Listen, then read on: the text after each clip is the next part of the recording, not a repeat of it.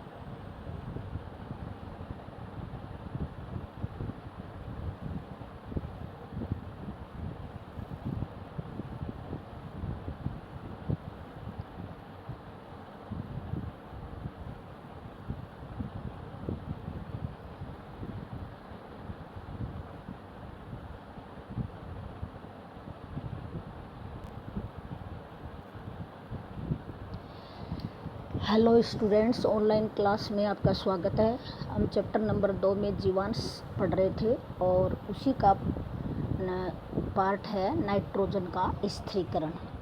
तो नाइट्रोजन स्थिरीकरण में वायुमंडल में जो नाइट्रोजन होती है उसका एक आयतन है, वो स्थिर है और वो लगभग कितना है? 78%। कितना? 78%। और भारात्मक आधार पर लगभग 75% है। वायुमंडल की नाइट्रोजन को जीवाणुओं के द्वारा ग्रहण कर भूमि या पौधों को उपलब्ध कराना ही नाइट्रोजन का स्थिरीकरण कहलाता है। किसको कहते हैं नाइट्रोजन स्थिरीकरण? वायुमंडल की नाइट्रोजन को जीवाणु ग्रहण कर लें और वो भूमि में जो फसल है या पौधे हैं उनको उपलब्ध कराते हैं, उसी को हम कहते हैं नाइट्रोजन स्थिरीकरण। नाइट्रोजन स्थिरीकरण 2 प्रकार का होता है। इसमें 2 प्रकार के जीवाणु संलग्न रहते हैं। पहला तो है सहजीवी नाइट्रोजन स्थिरीकरण और दूसरा होता है असहजीवी। सहजीवी का मतलब है एक दूसरे के लाभ के लिए साथ साथ रहना। एक आश्रय लेता है और दूसरा वहाँ पोषण देता है। तो नाइट्रोजन स्थिरीकरण जो सहजीवी प्रकार का है उसके बारे में अभी पढ़ेंगे अपन। आपने लेग्यूमिनेसी कुल या मटर कुल के बारे में पढ़ा है कि उसकी जड़ों के ऊपर मोटी मोटी ग्रंथियां लगी रहती हैं और उन ग्रंथियों में पाया जाता है राइजोबियम नामक जीवाणु। ये राइजोबियम नामक जीवाणु है, ये फलीदार पौधों में जैसे सनई, ढैंचा, बरसीम, मटर, मूंग, चना, अरहर आदि की जड़ों में पाया जाता है। और छोटी छोटी ग्रंथियां होती हैं इसमें। इन ग्रंथियों में वायुमंडल से मृदा में नाइट्रोजन स्थिर करने वाले बैक्टीरिया निवास करते हैं। क्या करते हैं? नाइट्रोजन को स्थिर करने वाले बैक्टीरिया। तो ये बैक्टीरिया क्या करेंगे? बैक्टीरिया दाल वाले जितने भी पौधे हैं, दलहनी जिसको बोलते हैं, द्विबीजपत्री जिनकी वो होती है दाल, तो वो ऐसे पौधों को क्या करेंगे? ऐसे पौधों की जड़ों में ये ग्रंथि पाई जाएगी और उसके अंदर वो राइजोबियम जीवाणु है। तो नाइट्रोजन स्थिर करने वाले बैक्टीरिया उस ग्रंथि में हैं। बैक्टीरिया दलहनी पौधों से ऊर्जा की आवश्यकता के लिए कार्बोहाइड्रेट लेते हैं, अपनी ऊर्जा प्राप्त करने के लिए क्या लेते हैं, कार्बोहाइड्रेट, तथा पौधे को नाइट्रोजन देते हैं, यानी खुद भोजन लेते हैं और उसको क्या देते हैं,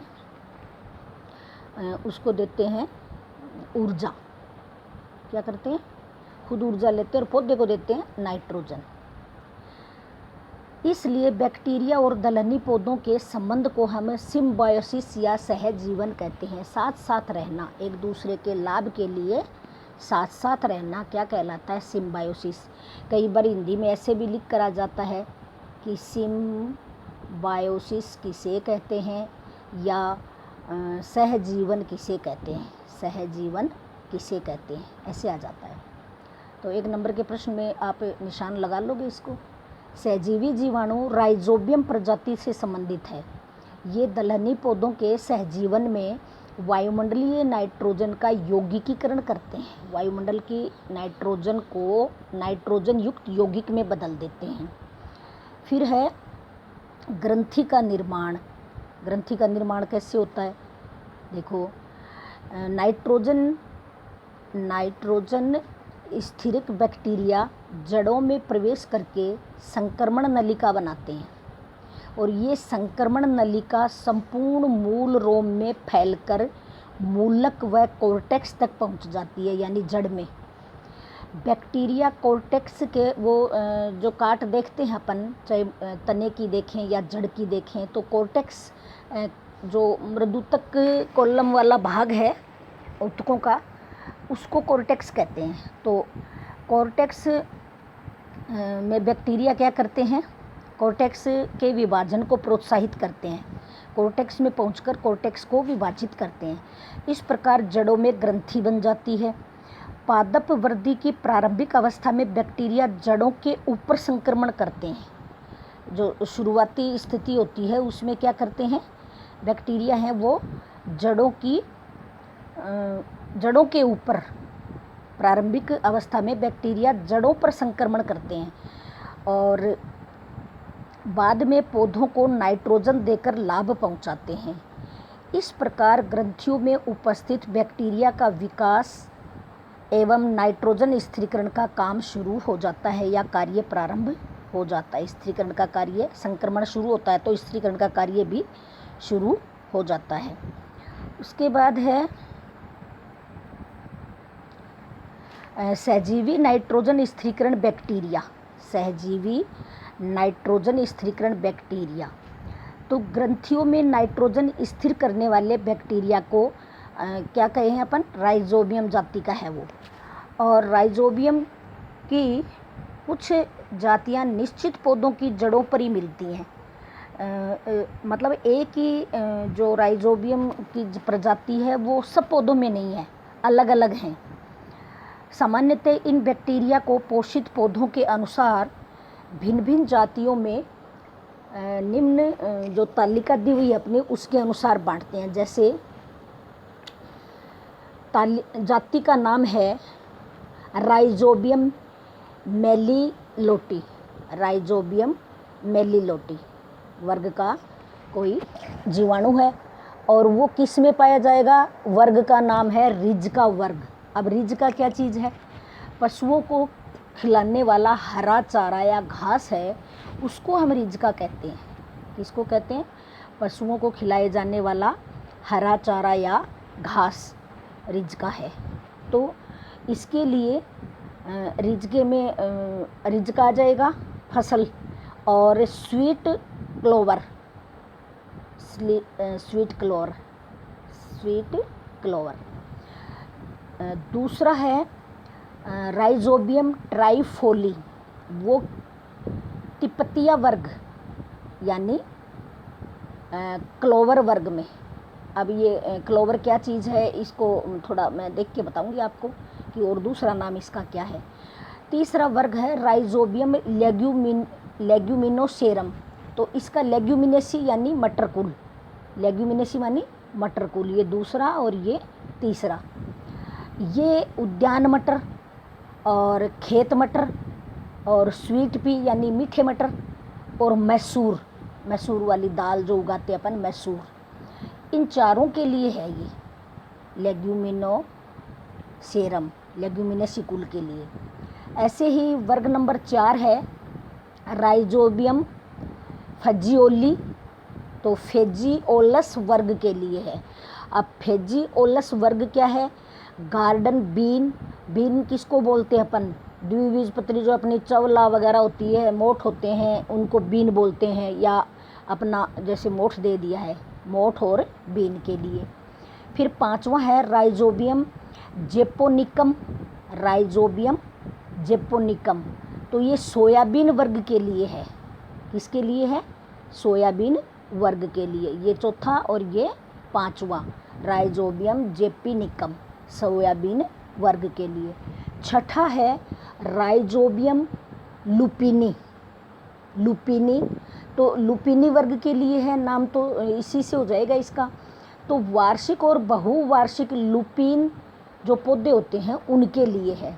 ऐसे ही वर्ग नंबर 7 है, उसको बोलेंगे राइजोबियम, बाकी के बचे हुए जितने भी आ जाएंगे, अनामित है, जातियों का कोई नाम नहीं अभी, तो वो लोबिया वर्ग। लोबिया किसको बोलते हैं? मोटे डॉलर चूल्हा वगैरह होते हैं उनको लोबिया बोलते हैं। तो लोबिया, लीमा बीन और मूंगफली, इनके लिए होता है ये, लूमा बीन और मूंगफली के लिए। अब है, ये तो हो गया अपना नाइट्रोजन स्थिरीकरण के लिए कौन सी प्रजाति के लिए, कौन सी प्रजाति कौन से वर्ग के लिए है। पौधों का वर्ग है और जीवाणुओं की प्रजाति है। तो कौन सी प्रजाति के जीवाणु कौन से वर्ग के पौधों के लिए जिम्मेदार हैं नाइट्रोजन स्थिरीकरण करने के लिए, ये तालिका है, ये आपको याद करनी पड़ेगी। फिर है असहजीवी में, तो ये हो गया। अब है असहजीवी नाइट्रोजन स्थिरीकरण जीवाणु, असहजीवी। तो असहजीवी नाइट्रोजन स्थिरीकरण जीवाणुओं में ऐसी असहजीवी का मतलब है नॉन सिम्बायोटिक, नॉन सिम्बायोटिक या फ्री लिविंग, जो स्वतंत्र रहते हों। वायुमंडल की नाइट्रोजन को बिना किसी पौधे की सहायता से ही मृदा में स्थापित करते हैं। इनको हम असहजीवी नाइट्रोजन स्थिरीकरण, अनाज वाली फसलें हैं, जितनी भी अनाज जो हम खाते हैं, जैसे गेहूँ है, जौ है, गेहूँ, जौ, ज्वार, बाजरा, मक्का आदि में मुक्त जीवी जीवाणु होते हैं। मुक्त जीवी यानी क्या बोलेंगे इसको? फ्री लिविंग, मुक्त जीवी। ये भी 2 प्रकार के हैं। कौन कौन से? एक तो वातजीवी और एक अवातजीवी। कितने प्रकार के हैं? 2 प्रकार के, वातजीवी और अवातजीवी।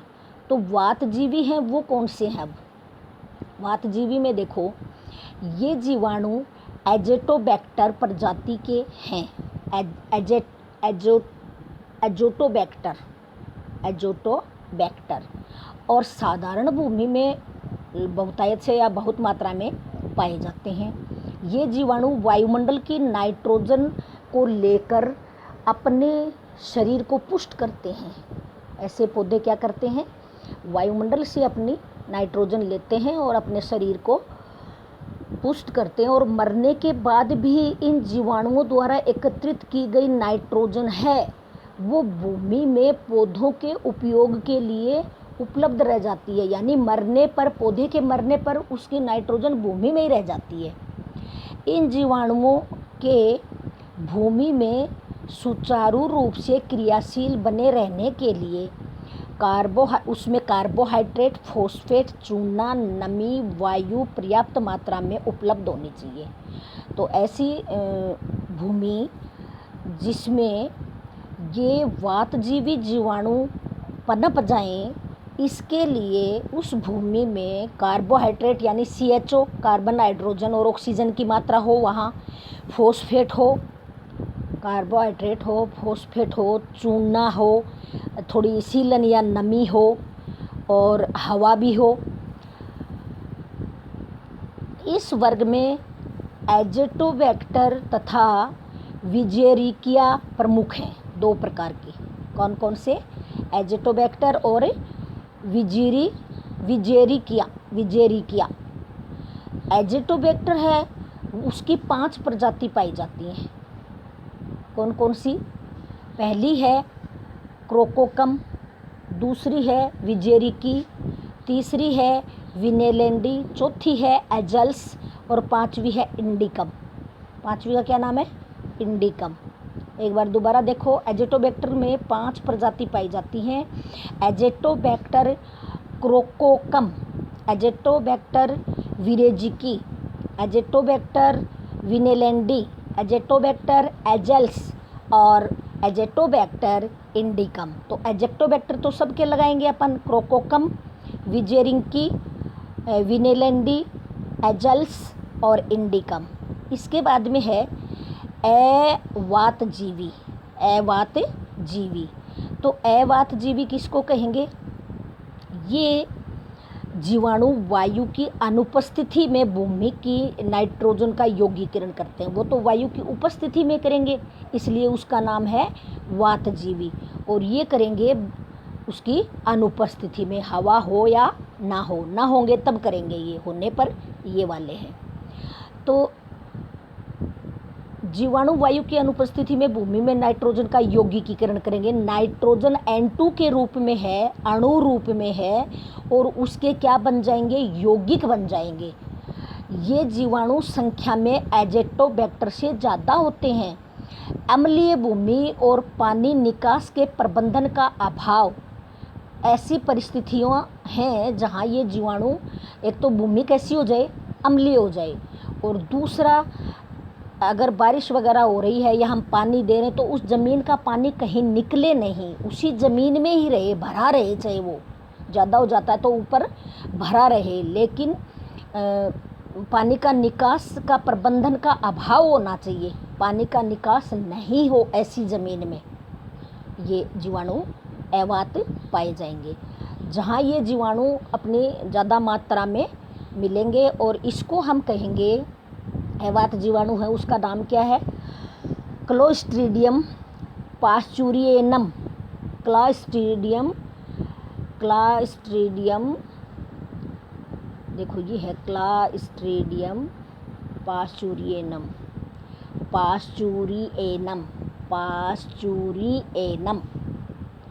अब आपका ये पहला चैप्टर है, ये कंप्लीट हो गया है। थोड़ा सा हम महत्वपूर्ण जो बिंदु हैं उनको देखें।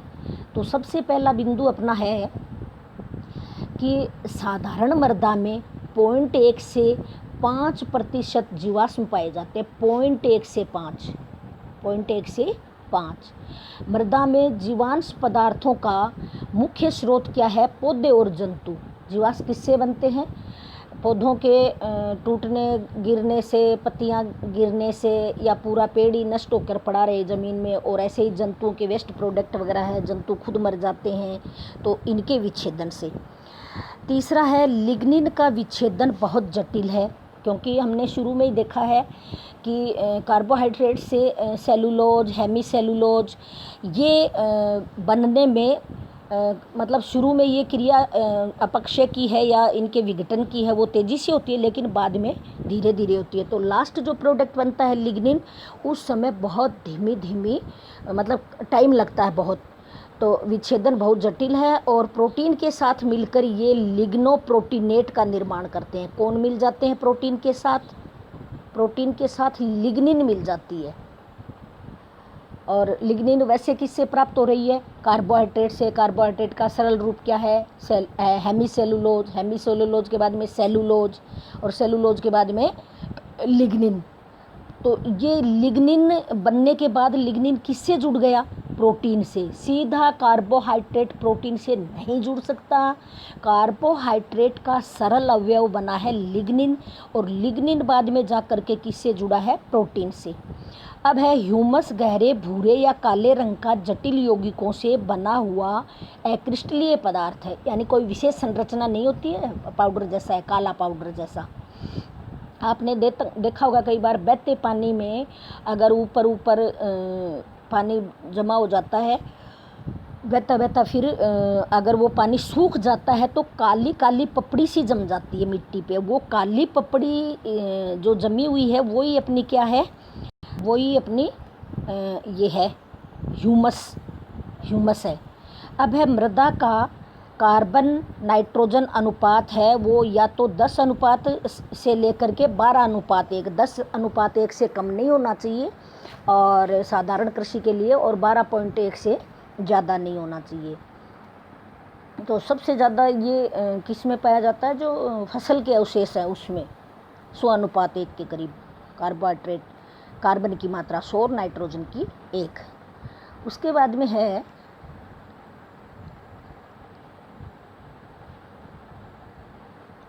चलो ये बाकी के बिंदु हैं, ये आप देखना, मैं आपको PDF डाल रही हूँ।